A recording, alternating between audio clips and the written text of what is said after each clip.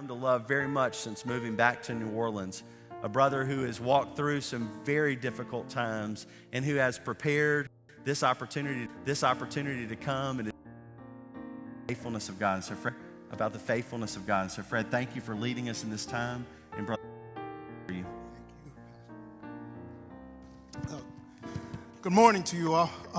For those who don't know me, I am Fred Tombar, and my wife and I joined here at First Baptist 4 or 5 years ago now, and have just been blessed by being part of this family.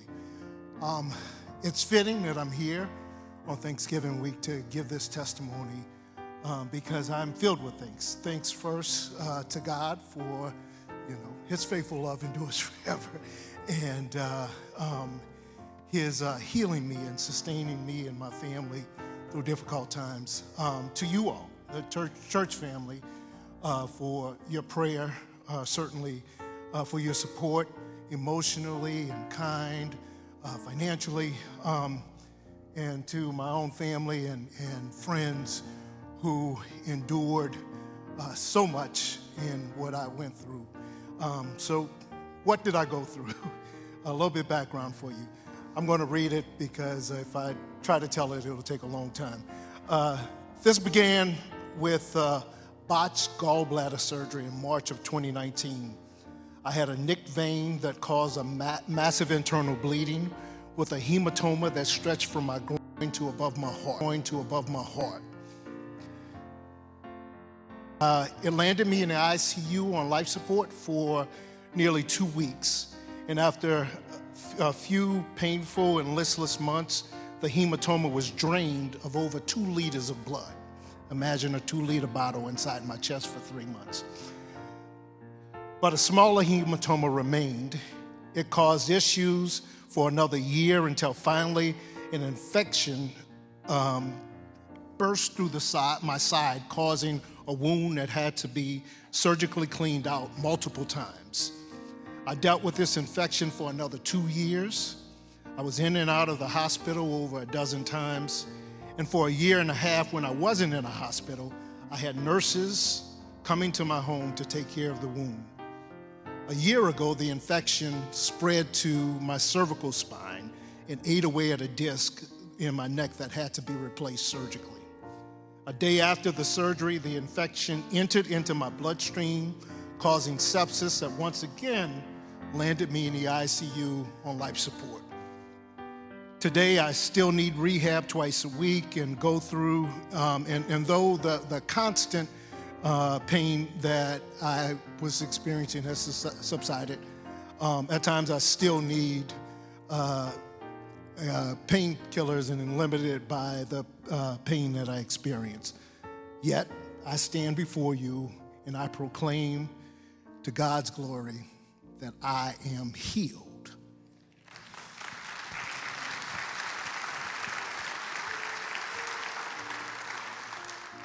There are a few things I learned along the way that I have to share with you all. First of all, prayer is necessary. As my small group, my Bible study group will tell you, that I knew all along the way and actually gave thanks to God for using me. I knew that I would be healed. I counted it all joy, every bit of it. Yet there were times when I was low and I just couldn't find it within myself to pick myself up. And I know that it was your prayers and the prayers of others that sustained me, that got me out of it. And so I tell you all, prayer matters, that we need to continue to pray for one another. And if you aren't in a small group, get in one. It's how the church is supposed to operate. I encourage you all to do it. But please continue to pray for one another. Another lesson I learned is that healing can take time, but don't lose faith. We know that in the Bible, there are some that Jesus healed instantly, right? The woman with the issue of blood touched the hem of his garment. But there are others who Jesus took through a process. The man who was born blind, Jesus put mud on his eyes and told him to walk to a pool, washed his eyes, and then at that point, he was able to see. He was healed as soon as Jesus looked at him.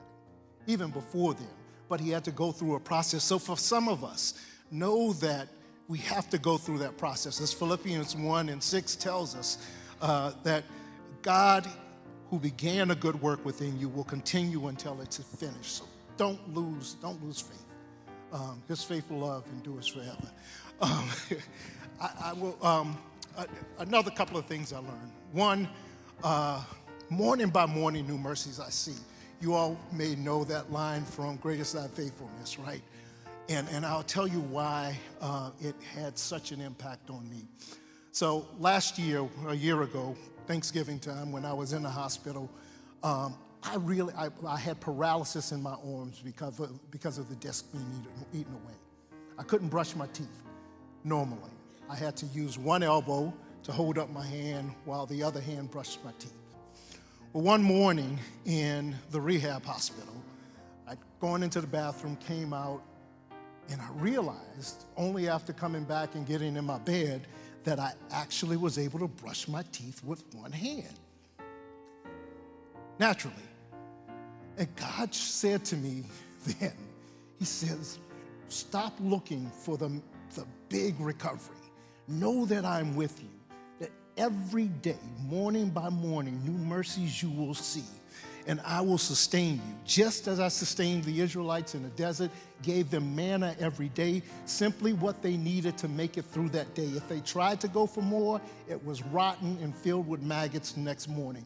But know that as they relied on me daily, rely on me daily, and know that I will provide for you. I will sustain you. Morning by morning, new mercies I see. Another, and we here in southern Louisiana, and New Orleans in particular, know this lesson well, right? After something major and catastrophic happens, like a hurricane, it's never going to be the same. The rest of the world has come to know this through COVID, right? Work is never going to be the same like it was for anyone ever again, right? And so those of us who yearn for the past, right, who are nostalgic for what used to be and not embracing the new normal, can get stuck.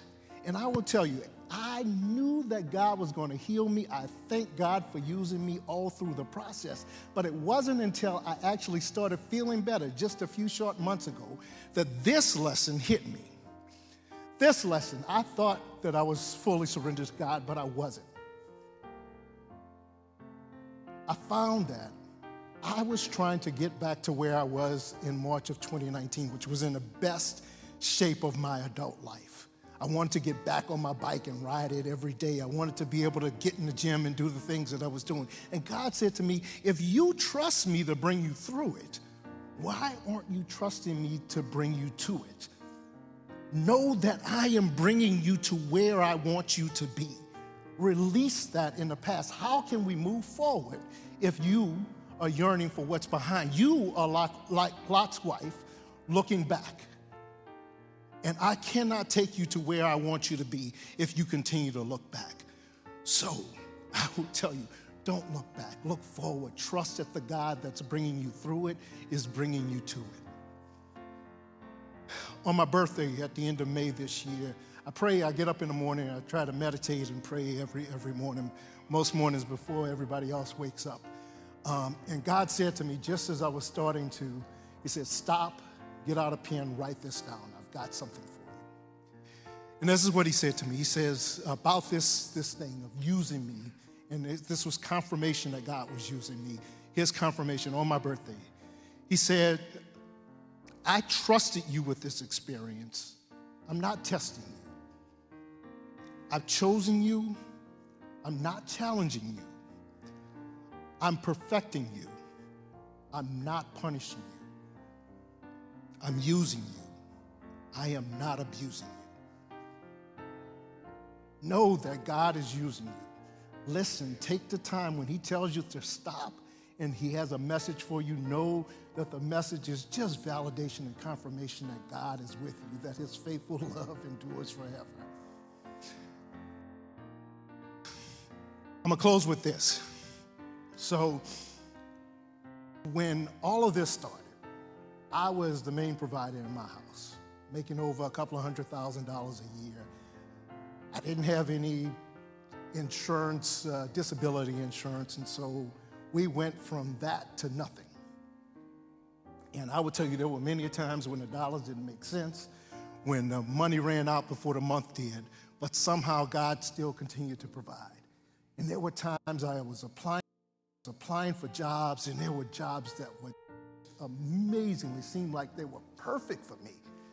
Read their job description, my wife and I talked about it, we were like, man, there can't be anybody better in this country for that job than you, right?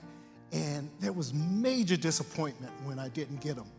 Well, one thing my wife said to me, she said, could you imagine had you gotten those jobs and had to go through all you were going through health-wise, the pressure that would have been upon you, how difficult it would have been for you to try to manage all of that.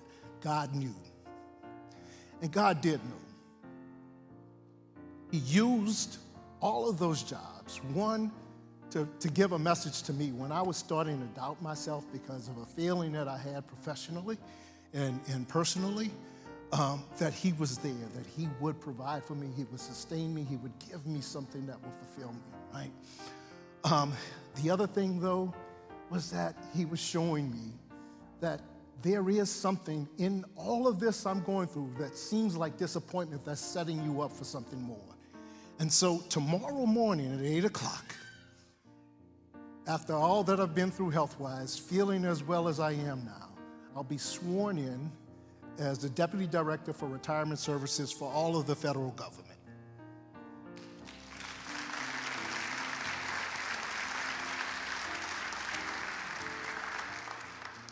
And God used some of the jobs that I didn't get to help me with the clearance process for the job I did get.